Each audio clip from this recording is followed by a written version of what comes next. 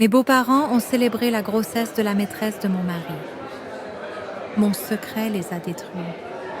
J'ai vu ma belle-mère poser une main protectrice sur le ventre arrondi de la maîtresse de mon mari. Puis elle lui a offert le collier familial en or massif, celui qu'on m'avait toujours refusé. Assise à cette table, entourée de ceux qui auraient dû être ma famille, je n'étais plus une épouse. Je n'étais plus adjoint. Je n'étais plus qu'un échec. Ils célébraient ma remplaçante, la promesse de cet héritier que je n'avais pas pu leur donner. Un sourire cruel apparut sur les lèvres de mon mari Kofi alors qu'il levait son verre à sa nouvelle vie. Mais ils ignoraient une chose. Dans le silence de ma souffrance, j'avais découvert un secret. Un secret qui n'allait pas seulement les détruire, mais réduire leur monde en cendres. Laissez-moi vous raconter comment tout a commencé et comment la femme qu'ils ont voulu enterrer est devenue celle qui a creusé leur tombe. Notre histoire, celle de Kofi et moi, n'a pas commencé dans la haine, bien au contraire. C'était comme un conte de fées sous les jacarandas en fleurs de la capitale. J'étais une jeune diplômée pleine de rêves, et lui, un jeune entrepreneur charismatique, héritier d'une fortune bâtie sur le cacao. Ce fut le coup de foudre. Il disait qu'il aimait mon rire, mon ambition. J'aimais sa douceur, sa capacité à voir au-delà des apparences. Notre mariage fut somptueux, des centaines d'invités, des promesses échangées sous les étoiles. Je suis entrée dans sa famille, le cœur ouvert, prête à aimer sa mère, Ya, et son père comme s'ils étaient les miens. Que j'étais naïve. Je croyais que notre amour suffirait, mais dans cette famille, l'amour avait un prix, et sa valeur dépendait de ce que l'on apportait à la lignée. Les premiers mois étaient un rêve. Nous construisions notre vie, Kofi et moi. Et puis, la première question est tombée, lancée négligemment par ma belle-mère lors d'un repas de famille. Alors, Adjoa, c'est pour quand le premier petit-fils? Un garçon pour honorer son père. J'ai souri, un peu gênée. Kofi a répondu à ma place, passant un bras protecteur autour de moi. Maman, laissons le temps faire les choses. Mais la graine était semée. Une année passa, puis 2. Notre maison restait vide. Les questions de ma belle-mère devinrent moins innocentes, plus insistantes. Ses regards appuyés sur mon ventre plat étaient lourds de reproches. Les repas de famille se transformaient en procès silencieux, où j'étais l'accusée. Ils m'ont forcé à boire des potions traditionnelles pour la fertilité, suggéré des pèlerinages, et m'ont parlé d'autres femmes. Des femmes à l'utérus plus généreux. La pression était partout, tout le temps. Elle s'infiltrait dans notre maison et, pire encore, dans le silence grandissant entre Kofi et moi. Kofi, mon tendre Kofi, comment ça a changé?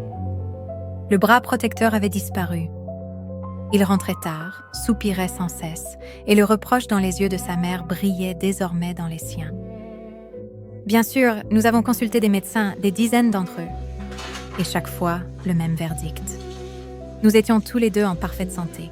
« Soyez patients », disait-il, mais la patience n'était pas une vertu familiale. Pour eux, le problème ne pouvait venir que de moi. Une femme qui ne donne pas de fils n'est pas une vraie femme. C'était une honte, une malédiction. J'étais la stérile. La 5e année de notre mariage fut la pire. Kofi s'est enfermé dans une froideur distante. Il ne me touchait plus. Il me parlait à peine. J'étais une étrangère dans ma propre maison, un fantôme portant le poids d'une faute qui n'était même pas la mienne. La solitude me dévorait de l'intérieur. Je pleurais la nuit, en silence, pour qu'ils ne m'entendent pas, priant pour un miracle. Non plus pour avoir un enfant, mais simplement pour retrouver l'homme que j'avais épousé. Et puis, le coup de grâce est arrivé. Pas un coup de tonnerre, non. Juste une invitation sur un carton luxueux. Un dîner de fête en famille. J'ai trouvé cela étrange, si formel. Mais une petite lueur d'espoir s'est allumée. Peut-être voulait-il faire la paix. J'ai passé l'après-midi à me préparer. J'ai mis ma plus belle robe. Je me suis forcée à sourire, m'accrochant à l'idée folle que tout pouvait encore s'arranger. En arrivant, agacée, j'ai tout de suite senti que quelque chose n'allait pas. L'atmosphère était électrique. Mon beau-père m'a à peine regardée. Ma belle-mère, Ya, rayonnait d'un bonheur féroce, un bonheur qui ne m'était pas destiné. Kofi n'était pas là. Ils m'ont installée à table, un peu à l'écart, comme une invitée de seconde zone. 20 minutes plus tard, Kofi est entré. Il n'était pas seul. Il tenait la main d'une jeune femme, Aqua. Son ventre, déjà bien rond, était moulé dans une robe voyante. Le silence tomba. Un silence théâtral. Tous les regards se tournèrent vers moi, chargés de pitié, de mépris et de satisfaction. Mon cœur s'arrêta de battre. Ma belle-mère se leva, le visage triomphant. Mes chers amis, chères familles, aujourd'hui nous célébrons la continuité, l'avenir de notre lignée. Mon fils, Kofi, a enfin accompli son devoir. Akua nous offre le plus beau des cadeaux. Elle porte notre héritier, un fils. Des applaudissements éclatèrent. Mon mari n'a pas croisé mon regard une seule fois. Il souriait, ce faux sourire béat, acceptant les félicitations. C'est alors que ma belle-mère s'est approchée d'Akua. Elle a ouvert un écrin de velours et sorti ce fameux collier en or, le bijou transmis à la mère de l'héritier. Elle l'a passé autour du cou d'Akua, juste sous mes yeux. Tu fais désormais partie des nôtres, ma fille. La véritable mère de la prochaine génération. Chaque mot était un couteau. Ce n'était pas une humiliation. C'était une exécution publique. Ils étaient en train de m'effacer. J'étais une erreur qu'on corrigeait avec joie. Assise à cette table, je suis morte, une première mort. Mais dans les cendres de cette humiliation, autre chose est née. Une rage froide, une clarté absolue. Ils pensaient m'avoir détruite. En réalité, ils venaient de créer leur pire ennemi.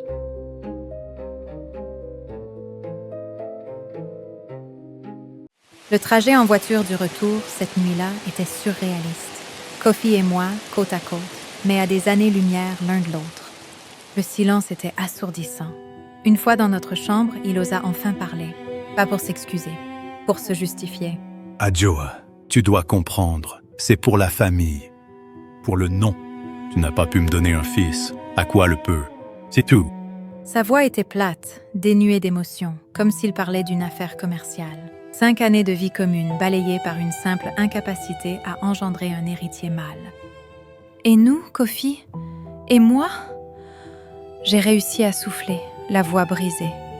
Il a juste haussé les épaules. Tu auras toujours un toit au-dessus de ta tête. Ma famille ne te mettra pas à la rue.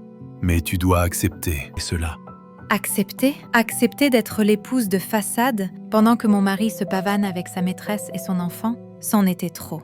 Cette nuit-là, je n'ai pas dormi. Assise dans le noir, j'ai laissé la douleur me traverser, puis la colère monter. Une colère pure, glaciale, qui m'a donné une force insoupçonnée. Les jours suivants furent un enfer silencieux. Je vivais dans ma propre maison comme une prisonnière. Le personnel avait reçu des ordres. On me servait mes repas seule, dans ma chambre. La famille de Kofi venait souvent, pas pour moi, mais pour préparer l'arrivée du prince. J'entendais leurs rires, leurs discussions sur la future chambre d'enfant. Akua était là, traitée comme une reine, se pavanant la main sur le ventre, me lançant des regards de pitié victorieuse. Kofi m'a ignorée. Il dormait dans une autre chambre. Sa vie tournait autour d'Akua. J'étais un fantôme. C'était une torture psychologique parfaitement calculée pour me pousser à partir de moi-même. Mais je ne suis pas partie, pas encore.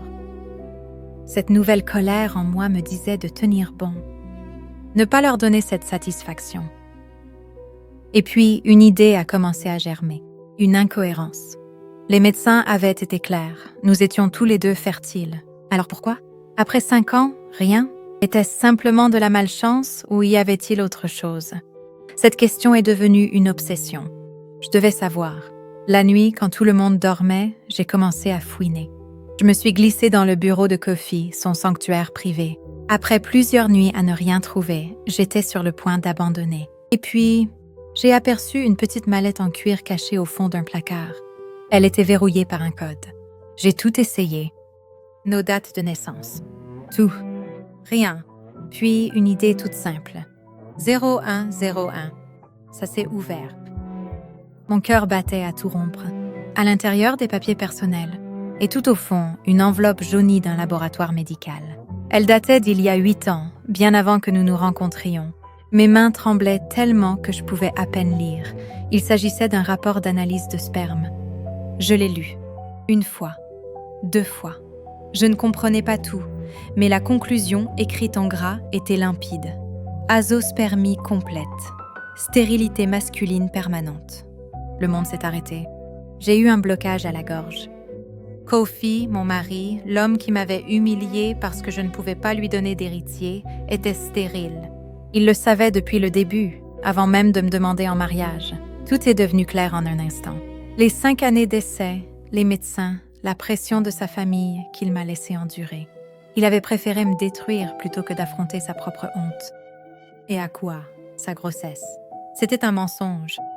Une mise en scène abjecte. L'enfant qu'elle portait ne pouvait pas être celui de Kofi.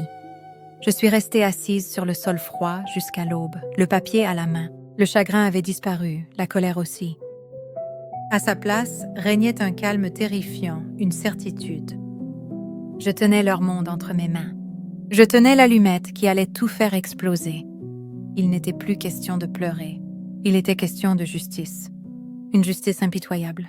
Le lendemain matin, je n'étais plus la même femme. L'Adjoa brisée n'existait plus. J'étais devenue une stratège. Le désespoir s'était changé en détermination. Ils voulaient la guerre?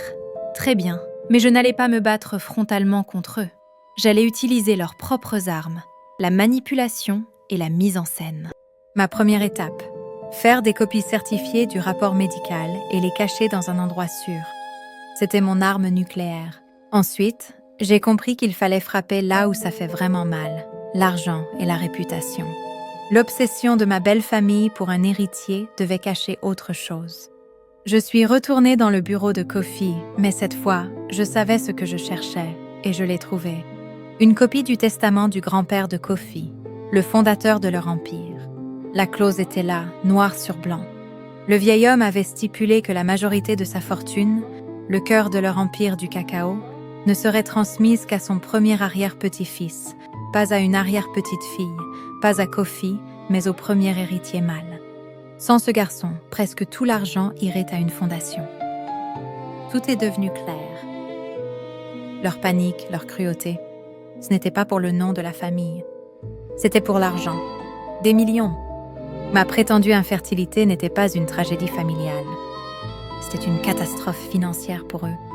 Avec ces 2 preuves, la stérilité et le testament, j'ai secrètement contacté Maître Diallo, l'une des avocates les plus redoutées de la ville. Je lui ai tout montré. Elle m'a écoutée puis a souri. Madame, ce que vous avez là, ce n'est pas un simple divorce. C'est une mine d'or. Fraude, préjudice moral, ils ont commis tellement d'erreurs qu'ils sont finis. Sa confiance a restauré la mienne. Nous avons élaboré un plan. Pas de tribunal tout de suite. Trop privé. L'humiliation avait été publique. La revanche devait l'être aussi. Le plan était simple. Je devais changer de comportement à la maison. Fini la femme abattue. Je devais jouer le rôle de l'épouse qui a finalement accepté son sort. Je devais les endormir, leur faire croire qu'ils avaient gagné. Puis, nous allions attendre le moment parfait. Et je savais exactement quand ce serait. Il n'arrêtait pas de parler de la baby shower d'Aqua, une fête encore plus somptueuse devant tout le gratin de la ville. C'était ça. Ce serait ma scène. J'ai donc commencé à jouer mon rôle. Je sortais de ma chambre, je saluais ma belle-mère avec un respect fin. Je félicitais même Aqua pour sa bonne mine. Au début, ils étaient méfiants, puis satisfaits. Ils se disaient que j'étais enfin brisée. Ils étaient tellement arrogants qu'ils n'ont pas vu le loup les observer, attendant patiemment son heure. Pendant ce temps, avec Maître Diallo, nous préparions l'offensive juridique. J'ai attendu la fête. Leur plus grand triomphe allait devenir leur jugement dernier.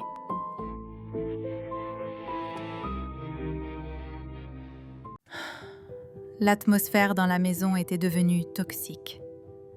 Aqua avait pris le contrôle de tout, même de l'air que je respirais. Il y avait des jours où j'avais l'impression qu'elle avait déplacé les meubles sans me prévenir, juste pour que je trébuche.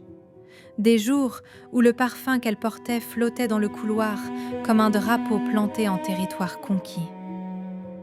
Elle s'installait au salon comme si elle y avait toujours vécu, le dos droit, le regard haut, et moi, je circulais en silence, comme une domestique mal tolérée.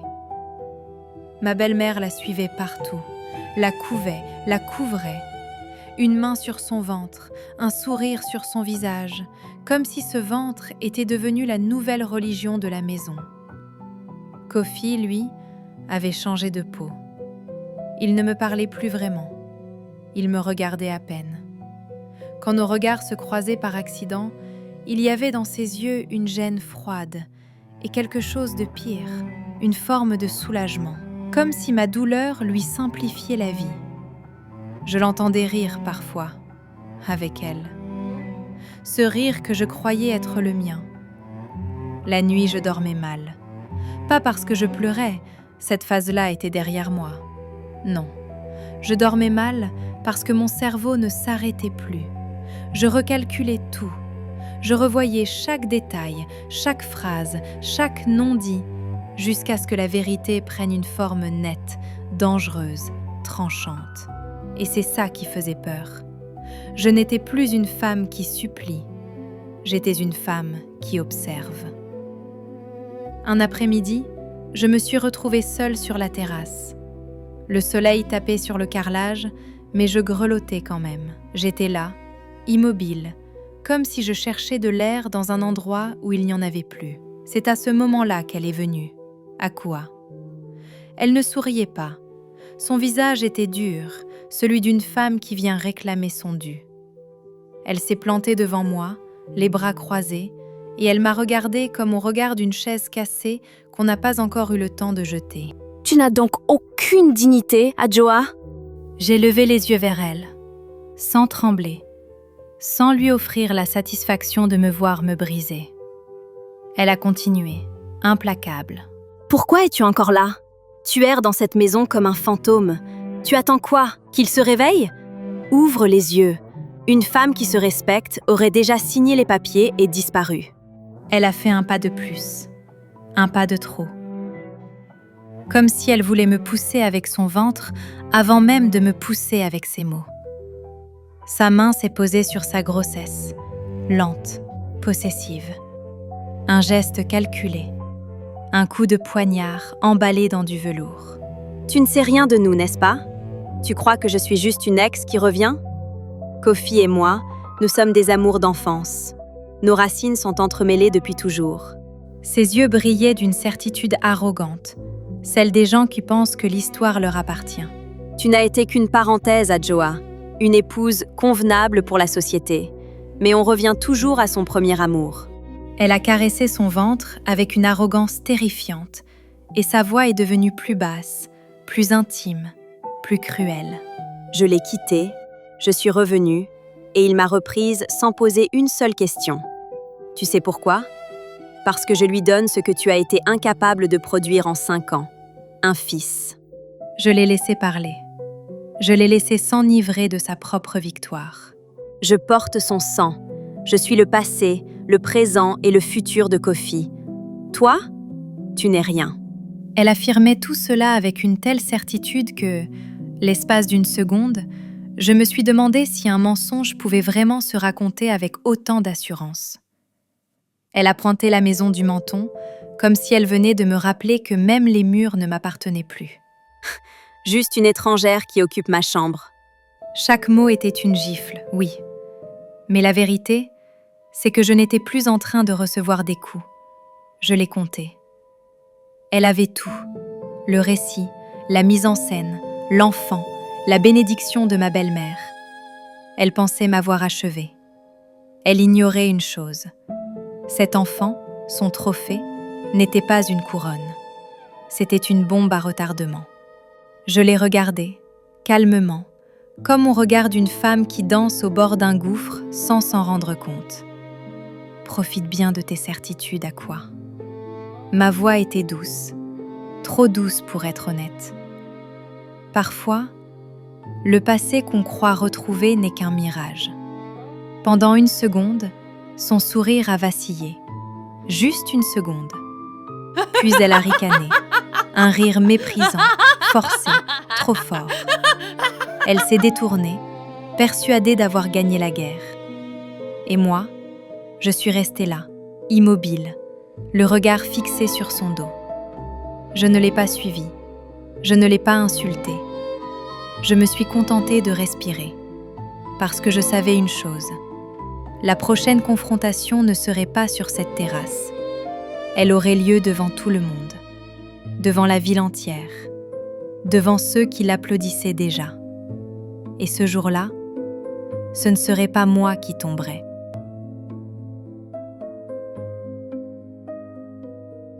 Le jour de la baby shower, le jardin avait été transformé en palais.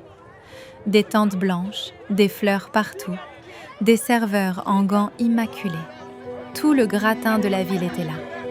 On riait fort, on trinquait à l'avenir. On célébrait déjà un enfant qui n'était pas encore né.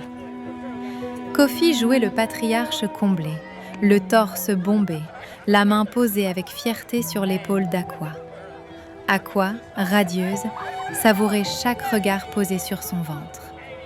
Ma belle-mère, Ya, exultait, présentant l'héritier à qui voulait l'entendre, comme un trophée vivant. « Enfin !» répétait-elle. « Enfin !» L'hypocrisie était si épaisse qu'on pouvait presque la toucher. Je me tenais un peu à l'écart, calme, silencieuse, invisible, comme il le voulait. J'ai attendu le moment des toasts. Les conversations se sont peu à peu éteintes, les verres se sont levés. Ya a fait signe qu'on apporte le micro, et c'est moi qui l'ai pris. Un léger mouvement de surprise a traversé l'assemblée. Kofi a tourné la tête vers moi, son sourire s'est figé. Il m'a lancé un regard noir, un regard d'avertissement. Mais devant une centaine de témoins, il ne pouvait rien faire. Nous célébrons aujourd'hui un miracle, ai-je commencé d'une voix claire. Un enfant, une promesse, un avenir. Les invités hochaient la tête, satisfaits. Aqua a esquissé un sourire triomphant. Aqua m'a confié hier que cet enfant était la preuve ultime de l'amour de Kofi, qu'il l'a reprise sans poser de questions, parce qu'elle porte son sang. Aqua a posé la main sur son ventre, fière. Ma belle-mère a souri, émue. Kofi s'est détendu, convaincu que j'étais en train d'admettre ma défaite. C'est une histoire magnifique, ai-je poursuivi. Une histoire qui ferait rêver n'importe qui. J'ai marqué une pause. Mais elle a un défaut majeur. Un silence étrange s'est installé. J'ai plongé la main dans mon sac, j'en ai sorti une feuille. Un simple papier, léger comme une plume, lourd comme une enclume. Les regards se sont rapprochés. Les sourires ont commencé à vaciller. Voici un test de fertilité datant de 8 ans. Il concerne mon mari, Kofi. Je me suis tournée vers lui. Il avait déjà baissé les yeux. Kofi souffre d'azoospermie complète. Il est stérile de naissance. Le choc a été immédiat. Un murmure d'horreur a traversé la foule comme une onde de choc. Des vers se sont immobilisés en plein air. Quelqu'un a lâché un « Mon Dieu » étouffé. Ma belle-mère a porté une main à sa poitrine. Je me suis alors tournée vers Aqua. Son visage avait perdu toute couleur. Ce qui veut dire 2 choses. Aqua a entrouvert la bouche, cherchant le regard de Kofi. Il ne l'a pas regardé. Premièrement, Aqua, tu as menti. Tu as voulu piéger Kofi en lui faisant croire que cet enfant était le sien pour te faire épouser. Mais c'est biologiquement impossible. Un murmure plus violent encore a parcouru l'assemblée. Aqua a secoué la tête. paniqué. « Ce n'est pas vrai. Kofi, dis-leur. Dis-leur. » Je ne lui ai pas laissé le temps. Deuxièmement, Kofi le savait. Cette fois, tous les regards se sont tournés vers mon mari. Il fixait le sol. Brisé. Il sait qu'il est stérile. Et s'il a accepté cette grossesse avec autant d'enthousiasme, ce n'est pas par amour fou. Je me suis rapprochée de lui. C'est parce qu'il avait besoin d'un garçon pour débloquer l'héritage de son grand-père. Il ne t'a pas reprise pour toi, Akua. Il t'a reprise pour l'argent. Un cri étranglé sortit de la gorge de ma belle-mère. Kofi, dis-moi que ce n'est pas vrai. Il n'a pas répondu. Le silence était assourdissant. Regardez-vous. Je les ai désignés tous les deux. Toi, tu voulais lui faire porter le chapeau. Lui, il voulait utiliser ton ventre. Vous vous êtes manipulés l'un l'autre. Je me suis redressée. Il n'y a pas d'amour ici, juste du mensonge et de l'avidité. J'ai lâché le micro sur la table. Le bruit a claqué comme un coup de feu. Akua regardait Kofi avec horreur. Kofi avait cessé d'exister. Les invités reculaient, choqués, murmurant déjà la fin de cette dynastie. La fête était morte. Le verdict venait de tomber. Leur château de cartes venait de s'effondrer.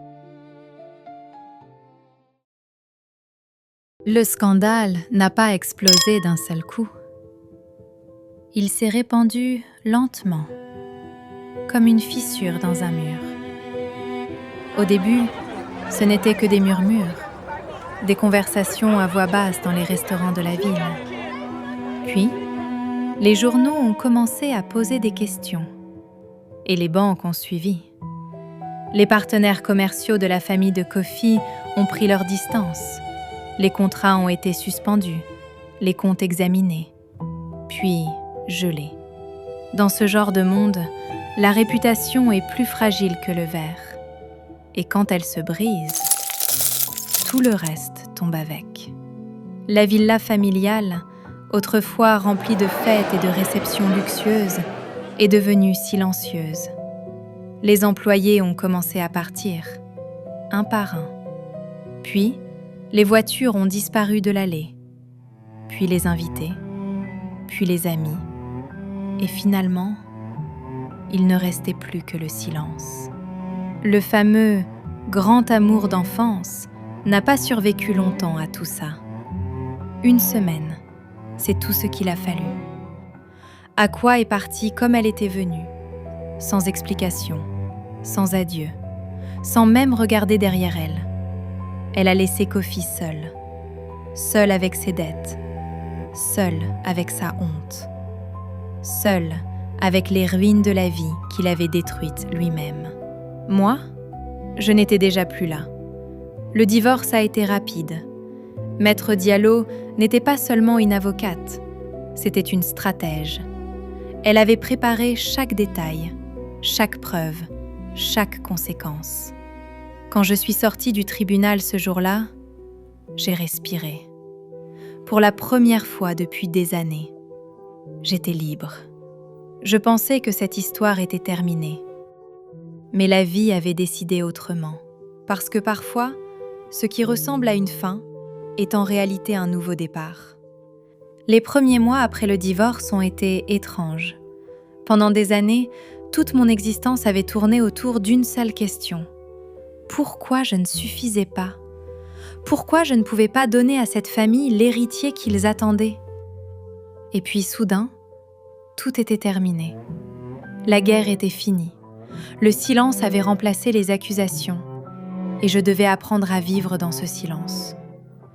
C'est pendant cette période que j'ai commencé à passer plus de temps avec Maître Diallo. Au départ, nous parlions surtout du dossier. Puis nous avons commencé à parler de la vie. Un jour, alors que nous étions dans son bureau, une femme est entrée. Elle pleurait. Son mari venait de la mettre dehors, avec leurs 2 enfants. Elle n'avait nulle part où aller. Je me souviens de son regard, un regard rempli de honte. Ce même regard que j'avais vu dans le miroir pendant des années. Et ce jour-là, quelque chose s'est décidé. Nous avons créé une association.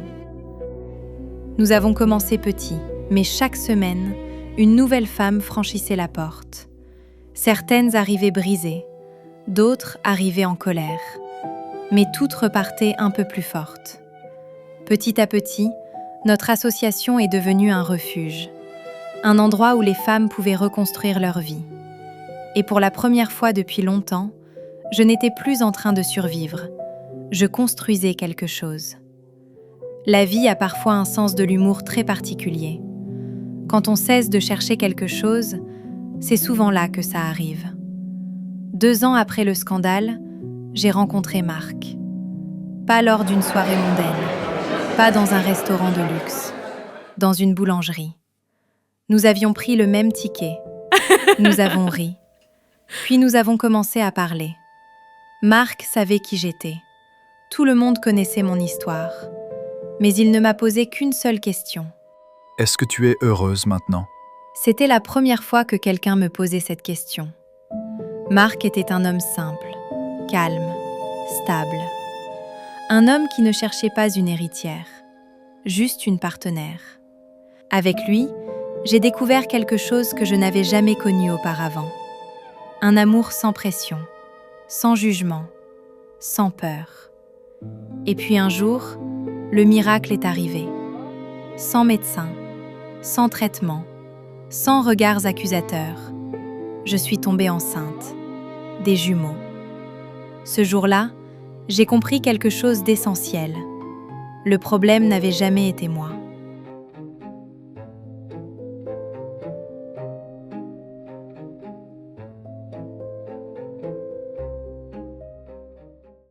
Quelques mois plus tard, je l'ai revu.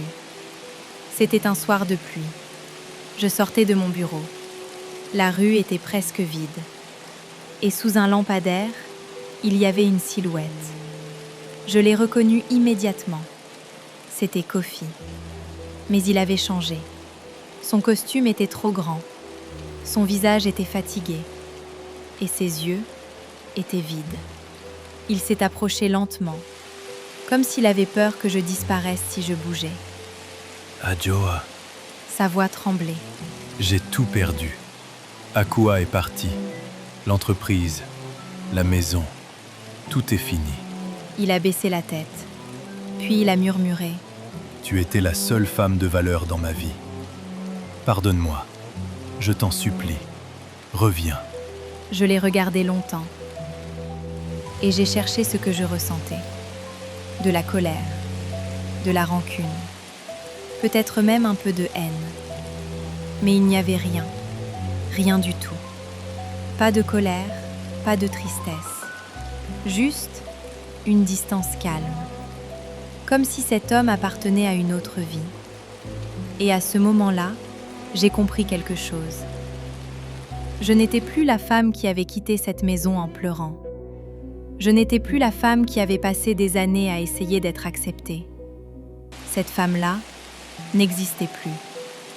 Lève-toi, Kofi. Il a relevé la tête.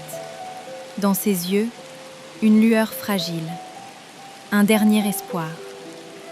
Je l'ai regardé calmement. Puis j'ai dit « L'Adjoa que tu as connue est morte le jour où tu as choisi l'argent et le mensonge. » Il a fermé les yeux. Et pour la première fois, il n'a pas essayé de se défendre. La pluie tombait plus fort. Pendant quelques secondes, nous sommes restés là. 2 étrangers reliés seulement par une histoire déjà passée. Je me suis tournée vers ma voiture. Avant de partir, j'ai ajouté doucement. Et tu sais quoi ? C'est la meilleure chose qui me soit arrivée. Je suis montée dans la voiture. Le moteur a démarré. Dans le rétroviseur, je l'ai vu rester sous la pluie, seul, immobile, comme une ombre appartenant à une vie que je n'avais plus. Quand je suis rentrée à la maison, Marc m'attendait. La lumière de la cuisine était allumée. Mes enfants dormaient dans la pièce d'à côté. Une maison simple, pas une prison dorée, juste un endroit rempli de paix. Et ce soir-là, j'ai compris une chose. Certaines personnes entrent dans votre vie pour vous aimer. D'autres entrent dans votre vie pour vous transformer. Kofi avait été la tempête. Mais moi, j'étais devenue l'océan. Et ma vraie vie ne faisait que commencer. Cette histoire m'a appris une chose. Les gens peuvent vous juger, vous humilier, vous remplacer. Mais la vérité finit toujours par apparaître. Et parfois, la plus grande revanche dans la vie n'est pas de détruire ceux qui vous ont blessés. C'est de reconstruire une vie encore plus belle, sans eux. Si vous avez suivi cette histoire jusqu'au bout, écrivez en commentaire Team Adjoa.